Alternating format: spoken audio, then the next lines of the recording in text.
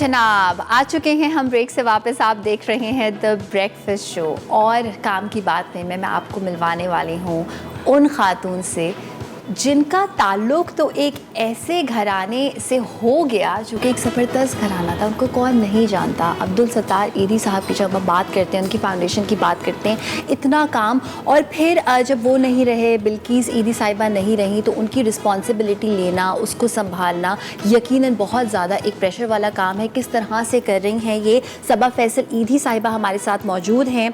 Chairperson है बिल्किस ईदी foundation की और बहू हैं अब्दुल सत्तार ईदी मरहूम साहब की और वाइफ हैं फैसल ईदी साहब की। अस्सलाम वालेकुम। वालेकुम सलाम। कैसी हैं आप? अल्हम्दुलिल्लाह, आप सुनाएं। मैं बिल्कुल ठीक ठाक हूँ।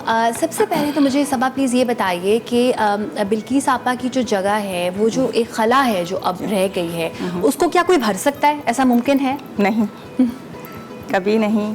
वो जो एक खला है वो कभी पूर्ण नहीं हो सकता। हाँ, मैं काम कर रही हूँ, कोशिश कर रही हूँ। मुश्किल है काम, मगर नामुमकिन नहीं है।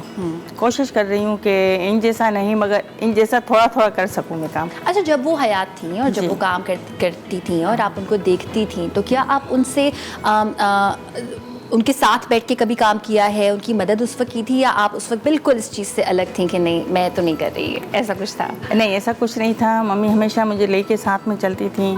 और जब बच्चे छोटे थे तो थोड़ा ये कि घर और छोटे बच्चे थे तो इस तरह से मुश्किल था। ठीक है। जैसे जैसे बच्चे बड़े हुए मेरे, माशाल्लाह मेरे बच्चे 4 हैं माशाल्लाह, तो वो भी कंप्लीट ही कर रहे हैं अपने का। पढ़ाई भी इनकी साथ साथ में चल रही है, साथ में ये देख भी रहे हैं, फाउंडेशन का काम भी देख रहे हैं। अच्छा, ये भी देखते हैं आपके साथ? जी जी, ज़बरदस्त। और मम्मी के साथ साथ मैंने काफ़ी काम भी किया। और फिर जब मम्मी की डेथ हुई तो टोटल सारी जिम्मेदारी जिससे मेरे ऊपर आ गई। और फैसल ने कहा कि ज़ाहिर है कि ना, मम्मी पापा ने जब एक साथ काम किया तो फिर आप मेरे साथ काम करोगी ना। तो इन्होंने कहा और इन्होंने कहा और मैंने मान लिया। लेकिन एकदम से माना या आप थोड़ा सा हिचकिचाई? क्या लगा कि मैं कर पाऊंगी, नहीं कर पाऊंगी? जिम्मेदारी का एहसास बहुत ज़्यादा फील हुआ?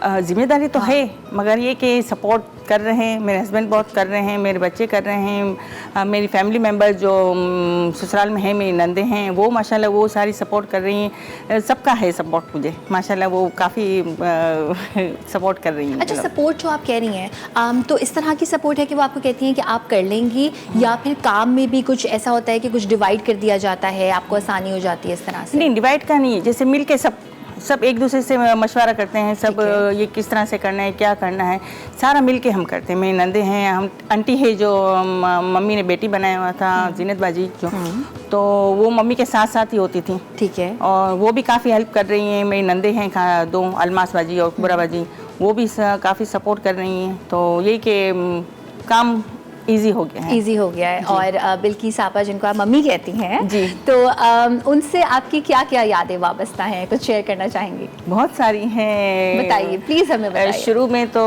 जैसे मम्मी आई थी, फर्स्ट टाइम मुझे देखने के लिए आई थी, तो मेरा नाम पूछा तो मैंने कहा कि शबाना नाम है।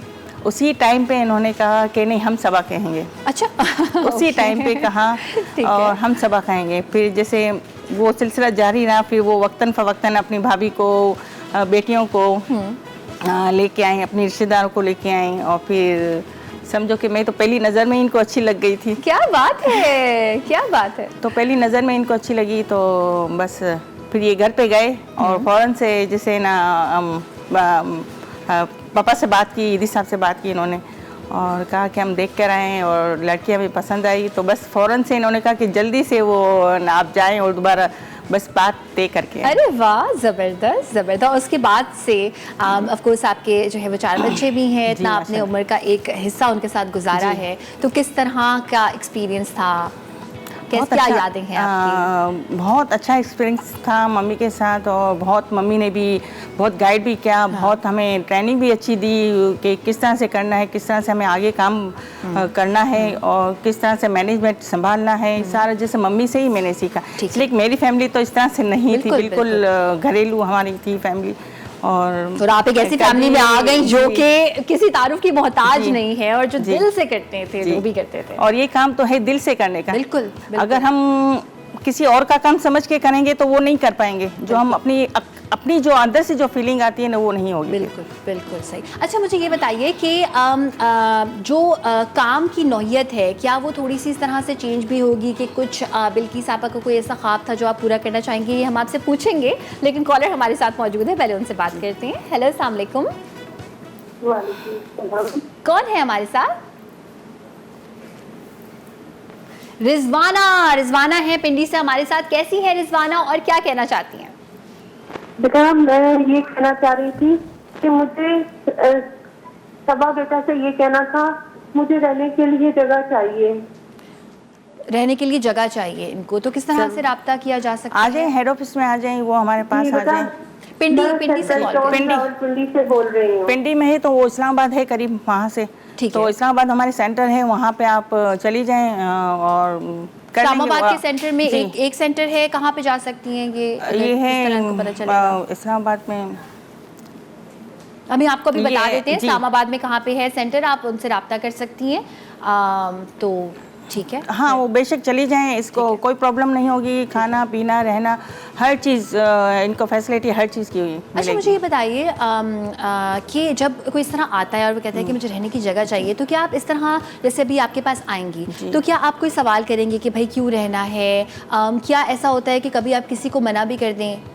नहीं, मना नहीं करते हम, किसी को भी मना नहीं करते, इसलिए कि आजकल तो इतनी क्राइसिस चल रहे हैं हमारे मुल्क में, और तो ये क्या हम किसी को मना नहीं करते। इनकी क्या मजबूरी है क्या नहीं। हाँ अगर हम देखते हैं कि अच्छी फैमिली से है या कुछ इस तरह से कोई रूट के आ गई, ये बच्ची है या बूढ़ी हैं, तो कोशिश करते हैं कि इनका घर का पता करके इनको जैसे ये मामला सुलझा दें, इनको घर वापस कर दें।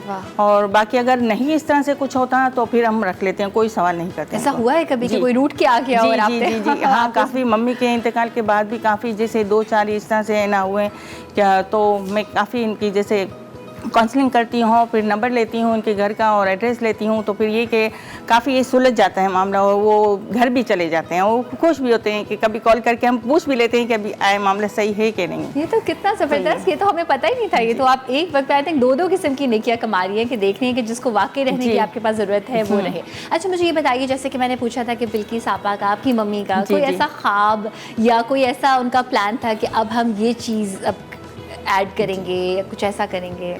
ये नर्सिंग का मम्मी को बहुत था ख्वाब, तो अभी जैसे हमने नर्सिंग स्कूल भी ओपन की है और क्लासेस इनकी जारी है। अभी बच्चियों के पेपर होंगे और ये कि ना काफ़ी फैसल टेक्निकल स्कूल भी स्टार्ट की है इन्होंने। काफ़ी शॉर्ट कोर्सेज को हैं जो वो बच्चों के लिए कि जो पढ़ा लिखा नहीं है, वो उनका इनकम का मसला है, घर का जैसे मसले मसाइल होते हैं कि वो अपने अफोर्ड नहीं कर सकते खर्चे, तो छोटे छोटे कोर्सेज होते हैं वो बच्चों के अपने पाँव पे खड़ा करने के लिए। तो ये है कोर्सेज काफ़ी फैसल ने अभी स्टार्ट करेंगे, बन रही है वो टेक्निकल स्कूल।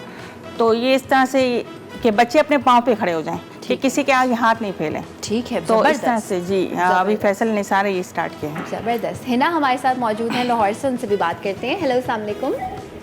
वालेकुम सलाम, कैसी हैं आयशा? बिल्कुल ठीक ठाक। हिना आप कैसी हैं, क्या कहना चाहेंगी? मैं बिल्कुल ठीक हूँ।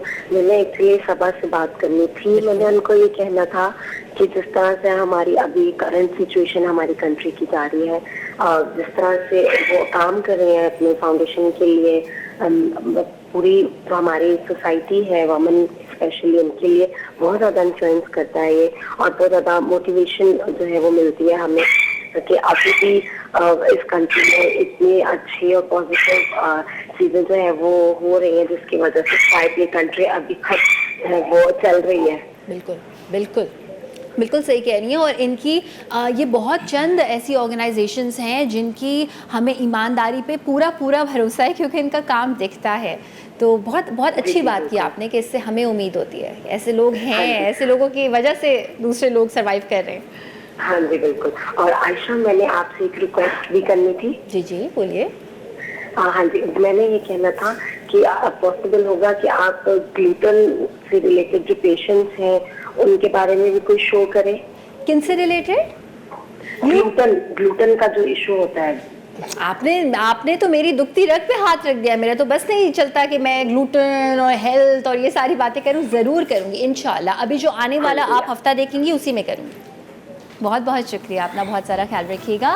मैम मुझे ये बताइएगा कि अभी जो हमारे यहाँ जो है वो सैलाब आया, हमारा फ्लड, फिर उसके बाद जो है वो टर्की और सीरिया में आपने देखा कि क्या हालात थे और जो अर्थक्वेक था, सो उसमें कुछ कर रही थी ऑर्गेनाइजेशन, उसमें क्या बहुत कुछ किया मेरे बेटे ने और इनकी पूरी टीम ने, फैसल ने सैलाब ज़रदान के लिए काफ़ी अभी तक वल के कर रहे हैं। अभी तक राशन जा रहा है हमारा, अभी तक जा रहा है राशन हमारा सैलाब जरदान के लिए। और बाकी ये कि बहुत सारी, जैसे एक तो मेरे बेटे ने काफ़ी जैसे बोट के ज़रिए निकाला और महफूज जगहों पे ना इनको ट्रांसफ़र किया, रहने की जगह दी, खाने पीने का राशन है, लड़कियों की जो इनकी ज़रूरत की चीज़ें होती हैं वो सारी, जैसे इन्होंने मिलके बहुत अच्छा काम किया माशाल्लाह, बहुत ज़्यादा अच्छा काम किया।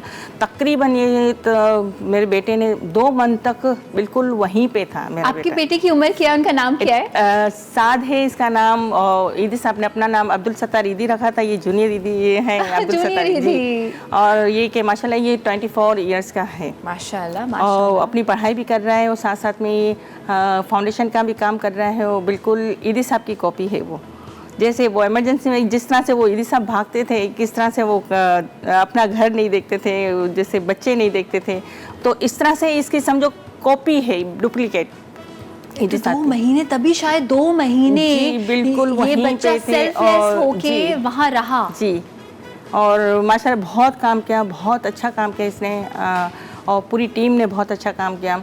फैसल इसको गाइड करते थे, तो फैसल भी जाते थे ये सारा राशन देने के लिए, देखना करना, माशाल्लाह बहुत अच्छा काम किया। और अभी टर्की में भी ये बिल्कुल पूरा 1 माह रह के अभी आए हैं। अच्छा जी, फैसल और साथ दोनों गए थे टर्की में, और जो हो सका इनके लिए लंगर का है, सामान का है, राशन का है, जो जिस तरह से वो कर सकते थे उन्होंने पूरा किया। और अभी जैसे समझो कि 3 दिन 4 दिन हुए मेरा बेटा वहाँ से आया है, और फैसल भी अब जैसे वहीं से अभी आए हैं। ज़बरदस्त ज़बरदस्त। मुझे ये बताइए कि आप जब इस फैमिली में आए, आपने क्या देखा कि ये एक अजीम फैमिली है?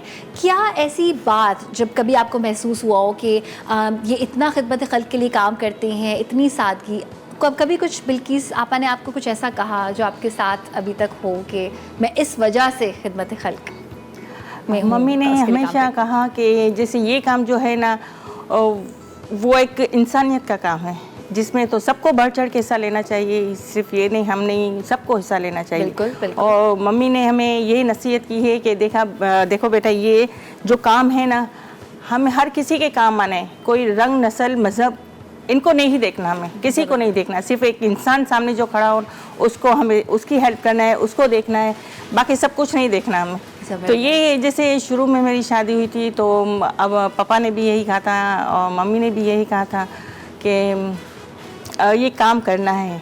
आप इतने प्यार से मम्मी पापा कह रही है, मुझे इतनी खुशी हो रही है। तो पापा जो आप जी हमेशा ये हमारे घर के बड़े थे, माशाल्लाह बहुत इज़्ज़त दी इन्होंने मुझे, बहुत मेरी रिस्पेक्ट की और बहुत चाहा इन्होंने, दोनों ने, अम्मी अब्बू ने। तो ज़ाहिर है वो एक फीलिंग अलग से ही आती है। मैंने कभी इनको सास ससुर नहीं समझा, कभी भी नहीं। जैसे मेरे अम्मी अब्बू थे, मैंने इनको भी मैं अम्मी अब्बू समझा, और माशाल्लाह इन्होंने बताया मुझे कि वाकई मैं इनकी बहू नहीं, बेटी हूँ। वाह क्या बात है। सो अभी मैंने आपसे पूछा बिल्किस आपा के बारे में, अगर आप अब्दुल सत्तार ईदी साहब के बारे में, आपके अब्बू के बारे में कुछ बताना चाहें कि उनके साथ जितने भी आपके लम्हात गुजरे, उसमें कोई ऐसी बात जो उन्होंने आपको सिखाई हो, काम के हवाले से, ज़िंदगी के हवाले से? काफ़ी सिखाया है इन्होंने, और सारी जैसे ट्रेनिंग भी इन्होंने ही दी, मेरे बच्चों को भी दी कि इस तरह से काम करना है, इस तरह से मदद करनी है, और इस तरह से देखना है हमें, किस तरह से हमें मैनेजमेंट चलानी है, किस तरह से ये सब कुछ करना है। इनसे ही हमने ट्रेनिंग ली और इनसे ही सब कुछ सीखा। और बाकी ये कि जब फर्स्ट टाइम इन्होंने मुझे देखा और जैसे बात की, तो मुझे एक सवाल इन्होंने कहा, इनको जैसे हम मेहमान हैं तो अबू को जैसे चिल्ले जो हमारी मेमनी होती है, वो डिश होती है, तो वो इनको बहुत पसंद थी। तो इन्होंने कहा कि आपको चिल्ले बनाने आते हैं? तो मैंने कहा जी मुझे आते हैं। तो इन्होंने कहा पास हो गई आप। ये फर्स्ट इनका जो था, तो फर्स्ट इंटरेक्शन ये था आपके साथ। अच्छा, हम और मजीद लम्हात जो उनके साथ आपने गुजारे हैं उसके बारे में भी आपसे जानेंगे, और डेफिनेटली आपको देख के ऐसा लगता है कि आप इस फैमिली के लिए ही यहीं आने के लिए बनी थी, इस अजीम फैमिली में। काम की बात है, हमारे साथ मौजूद है सबा फैसल, ईदी चेयरपर्सन बिल्किस ईदी फाउंडेशन की। मैम मुझे ये बताइएगा कि जब बिल्किस आपा हयात थी तो सेल्फलेस तरीके से वो तो रहती ही वहाँ थी फाउंडेशन में, सारा कुछ देखती थी। तो आप किस तरह से मैनेज करती हैं कि आप बच्चे भी देखने हैं, घर भी देखना है, फाउंडेशन पे भी जाना है, क्या होता है आपका पूरे दिन का रूटीन? मैं सुबह 5 बजे उठती हूँ, नमाज़ पढ़ती हूँ। नमाज के बाद जैसे थोड़ा मेरा बेटा स्कूल क्लास 8 का स्टूडेंट है, छोटा, तो उसके लिए लंच वगैरह और ये इसको फिर स्कूल भेज के फिर मैं 7:30 बजे मैं ऑफिस चली जाती हूँ। ठीक है, सही, वहाँ पे जाती हूँ, सारा देखना करना, ये रूटीन का काम है सारा। फिर इसमें एडॉप्शन का भी होता है, इसमें बच्चियों की रिश्तों के भी होते हैं, सारा काम, सारे सेंटरों का समझो विज़िट भी करना होता है। इसमें कॉल्स भी आते हैं सारे सेंटरों से, पाकिस्तान कराची के बाहर से जो सेंटर हमारे हैं, लाहौर, इस्लामाबाद, पेशावर, मुल्तान, तो ये सारा जैसे उनकी कॉल आती है उनको भी सारा हैंडल करना, सारा कुछ इसमें ना मेरा होता है। और तकरीबन मुझे कोई इस तरह से वो टाइम बंधा हुआ नहीं है। मैं रात के 9 बजे भी जाती हूँ, कभी 10 बजे भी जाती हूँ, कभी रुक भी जाती हूँ। ज़्यादातर तो डेली पूरा मेरा यही भी रुकिन, पकाती भी यहीं पे हूँ मैं, पकाती भी मैं ही हूँ, खाती भी यहीं हूँ। जी जी जी। और बच्चे, मेरे 4 बच्चे हैं और एक बड़ा बेटा है जो BBA भी कर रहा है, साथ साथ में ईदी फाउंडेशन का काम भी संभाल रहा है। सेकंड बेटी जो है वो MBBS के 5 ईयर में भी इसका 20 से ना ये इसका स्टार्ट होगा माशाल्लाह। और बाकी जो थर्ड मेरी बेटी है वो मरियम है, वो CA कर रही है, इसका फर्स्ट इसका सेमेस्टर चल रहा है। और माशाल्लाह चौथा जो बेटा है मूसा, तो वो है वो क्लास 8 का स्टूडेंट है। तो मेरी सारी जो रूटीन होती है ना, सुबह 5 बजे से स्टार्ट होती है, 7:30 बजे मैं घर से निकलती हूँ, फिर ऑफिस में जाती हूँ, वहाँ पे सारे हर चीज़ वो मैनेज देखती हूँ कि किस तरह से क्या करना है। अच्छा, ऑफिस में अब जब आप जाती हैं और आप देखती हैं कि क्योंकि आप काफ़ी अरसे से इस चीज़ से वाबस्ता हैं, पहले भी जाया करती थी बिल्किस आपा के साथ, तो आपने क्या देखा है कि जो केसेस होते हैं जिसमें झूले में कोई बच्चा जो है वो रख के चला जाता है, ये वक्त के साथ साथ बढ़ रहे हैं, कम हो रहे हैं, क्या तब्दीली है? कुछ है तब्दीली इसमें? बच्चे कम तो हुए हैं, बच्चे वैसे झूले में आते तो हैं मगर थोड़े कम हो गए हैं, इसलिए कि वो अभी लड़कियाँ अबॉर्ट करवा लेती हैं। अच्छा, ठीक है। ज़्यादातर वो अबॉर्ट करवा लेती नहीं, मगर ये कि मम्मी के इंतकाल के बाद बच्चे आए हैं, काफ़ी सारे बच्चे आए हैं और वो मैंने एडॉप्शन के लिए दे दी हैं। अच्छा। और काफ़ी फैमिली भी इस तरह से देखते हैं कि अच्छी हो फैमिली और बच्चों का वो पूरा कर सके ना, तो इस तरह से मैं देखती हूँ इनकी फैमिली देखती हूँ, इनका बैकग्राउंड देखती हूँ क्या है क्या नहीं, इस तरह से जैसे मम्मी करती आई थी, इस तरह से मैं सारी वो इंक्वायरी करवाती हूँ क्या है, बच्चे को ये रख सकेंगे, अफोर्ड कर सकेंगे, हर चीज़, तालीम है, तरबियत है, हर चीज़ का ये कर सकेंगे अच्छा, तो फिर मैं देती हूँ फैमिली। ठीक है। अच्छा, इसके अलावा कुछ और केसेस जो कि ख़वातीन से रिलेटेड हो, ज़्यादा किस तरह के केसेस आते हैं जिसमें आपको लगता हो कि बहुत मुश्किल है संभालना, मशवरा लेना पड़ता हो सबसे? मुश्किल होता है, कभी कंफ्यूज हो जाती हूँ मैं कि क्या करूँ, फिर मशवरा तो ज़ाहिर में मैंने आपको कहा कि मेरे नंदे हैं, मेरा हस्बैंड है, वो माशाल्लाह काफ़ी है मेरी करते हैं मदद, और बच्चों से भी लेती हूँ मैं मशवरा। मेरी बेटी है ये राबिया, तो अभी भी वो ब्रेक में आपको आके कुछ बता रही थी, वो मैंने देखा। तो राबिया है मेरी, तो मेरी बेटी, तो इससे भी काफ़ी ना मशवरे लेती हूँ। ज़ाहिर है वो नया काम होता है तो टाइम लगता है। अच्छा, मुझे ये बताइए कि जब बिल्किस आपा हयात थी तो एक अलग ही बात होती है और इतने अरसे का किसी का काम होता है, तो उस वक्त जिस तरह से फंड्स आया करते थे, क्या अब उस तरह से आते हैं या किसी मुश्किलात का आपको सामना करना पड़ता है? ऊंच नीच होती है फंड में, कभी ज़्यादा कभी कम, इस तरह से पहले भी होता था, अब भी ऐसा हो रहा है। फ़र्क इतना ज़्यादा नहीं, इसलिए कि माशाल्लाह इनका नाम था, नाम है, अभी भी नाम है माशाल्लाह इनका, अम्मी अब्बू का, तो ये कि इनके नाम की वजह से ये इतनी मेहनत की, इन्होंने देखा कि जहाँ हम दे रहे हैं पैसे वो ज़ाया नहीं जा रहे, सही जगह पे पहुंच रहे हैं। बिल्कुल। तो ये इनका नाम है, इनकी ट्रस्ट करते हैं लोग, इनके नाम की वजह से ट्रस्ट करते हैं, तो माशाल्लाह ये दिक्कत हमें नहीं हुई। और बाकी यही कि जो इनसे हमने सीखा तो वही कुछ हम कर रहे हैं, और वो हमें दिख भी रहा है। अपनी ज़ात को थोड़ा पसे पर्दा डाल के फोकस इसको कर रहे हैं कि हमारी ज़ात से किसी को तकलीफ ना पहुंचे। बिल्कुल, और फायदा ही पहुंचे, जैसे कि राबिया बीबी के बारे में हमने बिल्कुल बताइएगा कि ये क्या वाकया था। वो इनकी एक फैमिली थी और दोस्त भी थी, वो अमेरिका न्यूयॉर्क में रहती थी, वो फैमिली वो आई और मम्मी से तो जैसे जान पहचान भी थी, दोस्ती भी थी, तो वो आती थी, इनकी औलाद नहीं थी। ठीक है। तो फिर जैसे मम्मी को कहा कि ना मुझे ना एडॉप्ट करना है बेबी को, तो उसी जैसे 1-2 दिन जैसे समझो उसी दरमियान एक बेबी आई, तो मम्मी ने कहा कि ये बेबी है आप ले जाओ, तो ये लेके गई और जैसे काफ़ी हमारा जैसे बहुत ज़्यादा आना जाना था वहाँ पे। मम्मी जब भी जाती थी इनके घर भी जाती थी और वो भी मम्मी के पास आती थी। तो फिर वो जैसे जैसे बड़ी होती गई उनको पता था कि मम्मी से यहाँ से ली हुई बच्ची है, इनको पता, हाँ एडॉप्टिव बच्ची है। तो ये शुरू से ही उसको पता था। तो बहुत मम्मी के करीब थी, मम्मी को बड़ी मम्मी कहती थी और अपनी अम्मी को छोटी अम्मी कहती थी। तो ये कि काफ़ी बहुत ज़्यादा जैसे जैसे वो बड़ी होती गई, अच्छी इसकी एजुकेशन भी थी माशाल्लाह। और इसने मम्मी के साथ भी थोड़ा वहाँ पे भी जैसे इनको गाइड किया और हेल्प की, मम्मी की भी काम में भी थोड़ा वहाँ से अगर कोई मुश्किल होती थी। तो जैसे ये बच्ची बहुत काबिल फ़ख्र है ये हमारे लिए, बहुत समझो कि टैलेंटेड बच्ची। क्या बात। अभी इस वक्त इनकी तकरीबन क्या उम्र होगी? तकरीबन इसकी है 30 के ऊपर। माशाल्लाह 30 के ऊपर है इसकी।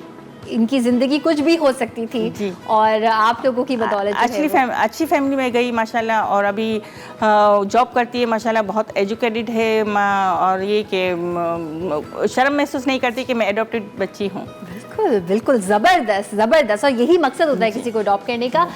कराची से हमारे साथ कॉलर मौजूद हैं, कैसे जहां, उनसे भी बात करते हैं। हेलो, अस्सलाम वालेकुम।